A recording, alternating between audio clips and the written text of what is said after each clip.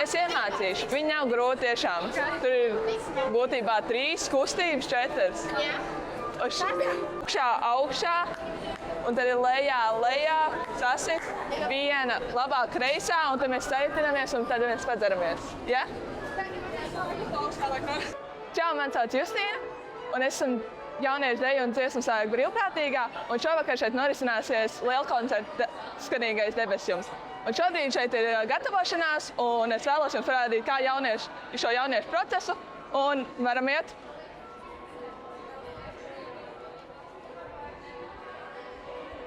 Šobrīd mēs atrodamies galvenajā zālē, kur ir skatuve, uz kuras šovakar kāps daudz jaunieši, kuri spēlē dažādus instrumentus, un katrs ir no savas novada, no savas pilsētas, no saviem orķestriem, un jā, tad gaidām šodien. Kāpēc tu nolēmi pieteikties kā brīvprātīgā? Es nolēmu pieteikties, tāpēc, ka šis nav mans pirmais gads. Man iepatikās iepriekšējos svētkos, kas bija 2 gadus atpakaļ, manuprāt. Un, jā, tur es iepazinu jaunus cilvēkus, man patīk šī atmosfēra, šis viss draudzīgums un jā, ka ir iespēja iepazīt jaunus cilvēkus. Kas jādara, lai tiktu par brīvprātīgo? Ir laicīgi jāizpilda anketa. Mums bija tika iesūtīta viņa grupā, kur bija izveidota pagājušos svētkos. Un ir jābūt ļoti motivētam, un tiešām gatavam darboties. Vai ir kāda atlase? Ir atlase, jā. Ir aizpildi pirmo anketu, tad tev, manuprāt, mēnešu laikā vai 2 mēnešu laikā atsūta atpakaļ, vai tu esi ticis 2. kārtā vai nē. Un tad 2. kārta ir tikšanās klātienē, kur ir vairāk tāda intervija. Un, jā. Vai ir zinām, pēc kādiem kritērijiem viņi izvēlās brīvprātīgos? Manuprāt, ka nav kritēriju. Varbūt arī es esmu palaidus garām. Vai var izvēlēties, kur strādāt?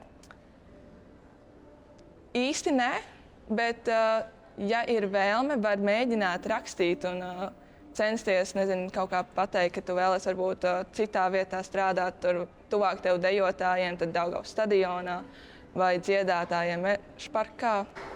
Labāk reisā, rīkstēmies un padzeramies. Super, malāc. Labs. Pagad, sirā. Labs. Jums ir uztraukums? Ok. Jūs zināt, kur jums ir jāstāv, vai ne? Ok. Ļoti skaisti. Vai tu pati esi dziesmu vai deju svētkos piedalījusies? Ļoti sen. Es piedalījos kā dejotāja, bet tas arī bija bērnu un jauniešu deju svētkos. Vai šī pieredze tev palīdz tagad brīvprātīgā darbā? Jā, ļoti. Tas man ievirza vairāk darboties tieši tajā Daugavas stadionā pie dejotājiem, jo man tur ir vairāk tādi pazīstami cilvēki un tuvāk. Un, jā. Kas tev no darbiņiem šodien ir paredzēts? Man šodien ir paredzēts ievirzīt šos orķestri, lai viņi pareizi sastājas ieejās un tiek novirzīti pareizi uz šo ieeju un tiek profesionāli uzsiets visus skatus un viss ir skaisti. Un tā, lai skatītājiem pašiem ir patīkami skatīties. Tā ir tāda savā ziņā atbildība, vai ne? Savā ziņā jā, jo ir jākoriģē tā, lai cilvēki sastājās skaisti, konkrēti un lai tas ir arī pamanāms no skatītāju puses. Saka, vai jūs arī apmāca pirms tam? Jā, mums katru dienu notiek tādas mazas sapulcītes brīvprātīgo lokā, kur mums pastāstā šos mērķus, kas ir šodien sasniedzamie, un tad mums arī pastāsta, kas mums būs jādara, un iepazīstina visu darbu gaitu. Kas tev līdz šim ir licies pats interesantākais brīvprātīgo darbā? Pats interesantākais noteikti bija šī pirmā diena, kad viss bija tik jauns, kad bija mazs satraukums un viss bija tiešām nesaprotami, un tad bija tāds haosiņš, bet tā jau viss bija kārtībā. Saki, vai ir arī kādi patīkami bonusiņi šajā darbā? Protams, tieši, kā jau minēju, šī komunikācija, tie cilvēki. Protams, arī mums ir transports atmaksāts šī nedēļā. Mums ir taloniņš, ar kurā jau mēs varam braukāties ar Rīgas sabiedrisko transportu. Un, jā, protams, arī ēdienas pusdienas. Pastāsti, ko jums garšīgi dod pusdienās? Pusdienās mums ir pamatēdienas, kas ir kaut kādi makaroni, kas bija pirmajā dienā, tad bija griķi. Un, protams, ir arī saldie, kas ir pat krējumi ar auzām vai kāds piespiedu plācenītis.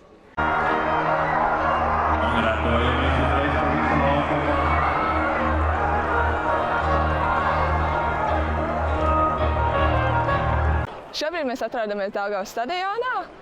Deju lielkoncerta Es atvēru laimes dārzu mēģinājumā. Saki, kāda šodien būs tava pienākuma?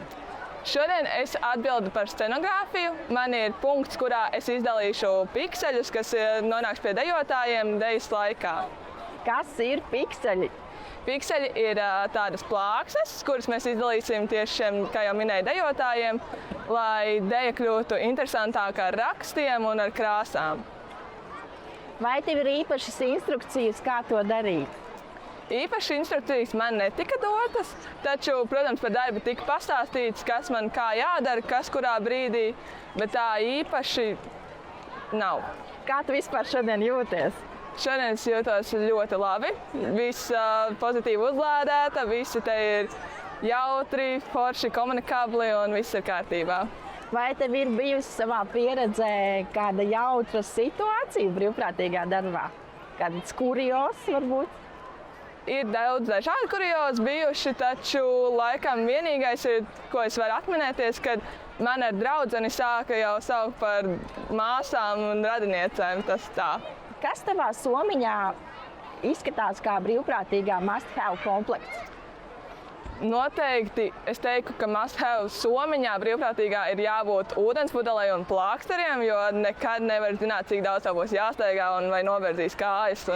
Kāds ir tavs slepenais enerģijas glābējs, kad gribas nokrist no kājām? Mans slepenais enerģijas glābējs noteikti būs mana brīvprātīgā komanda. Jo ar tiem jau es esmu sadraudzējusies, un viņi vienmēr man pacels un pateiks, hei, nav tik slikti, viss aizies. Lusta bija te. Tālāk. Kā? Viena nīta. Viņa te lejā.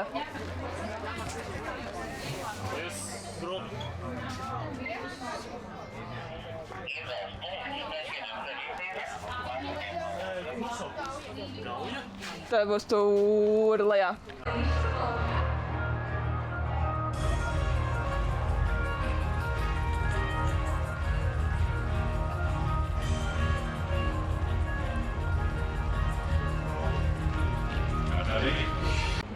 Kuram būtu jādod medaļa? Brīvprātīgajiem vai jauniešiem, kas karstumā dejo stadionā Tautas tērpos? Manuprāt, medaļas ir jādod abiem noteikti, jo bez brīvprātīgajiem šis koncerts nebūtu tik izdevies, un bez dejotājiem tas koncerts vispār nenotiktu. Ok, mums tagad ir jāsaliek tad apakaļ. Nē, tur jau nekas nav jākrāmē. Ok, labi. Jā. Un tad jums var aiziet zilos ratus un tukšos ratus. Vai ir kāds slepenais kods, kā atpazīt citus brīvprātīgos pūlī? Jā, noteikti mums ir mūsu slepenais kods, kas ir šīs zaļās maikas. Mums katram tika izdalītas, un šie karaklīši, kur ir katra vārds, uzvārds. Saki, lūdzu, vai šeit ir iespējams arī iegūt draugus? Jā, pavisam noteikti. Es pēc savas pieredzes saku, ka šeit pavisam noteikti var iegūt jaunus draugus. Esmu ieguvusi jau tādu bariņu ar draugiem un jauns kontakts. Cik stundas dienā aptuveni tev ir jāstrādā? Tas ir atkarīgs no, protams, darba dienu un pasākumu, bet tā vidēji 5-6 stundas dienā sanāk. Vai tu nogursti? Ir tāds mazs enerģijas izlādiņš, protams, ir nogurums, bet nav tā, ka es darba dienas beigās esmu šausmīgi pārgurusi. Saki, vai brīvprātīgie ir tikai jaunieši? Nē, brīvprātīgie nav tikai jaunieši, ir dažādi vecuma, ir vecāki, ir jaunāki, un jā, tas vecums neko nemaina, visi vienādi. Kā tu pārliecinātu citus nākt par brīvprātīgajiem citus gadus? Es pārliecinātu noteikti ar to, ka šeit ir vieta izaugsmei, šeit ir jauni izaicinājumi, ar kuriem tu saskaries, un tas tev tā kā sagatavos nākamajai dzīvei, lielākai dzīvei, jo šeit ir jākomunicē ar daudz dažādiem cilvēkiem, un manuprāt, tas ir ļoti ideāli, ļoti forši jauniešiem un visiem cilvēkiem. Šobrīd es gatavojos mēģinājumam, kurš norisināsies pēc 5 minūtēm, kur es izdalīšu pikseļus, kuri beigās galu galā veidos ornamentu puķi. Nāc gavilēt!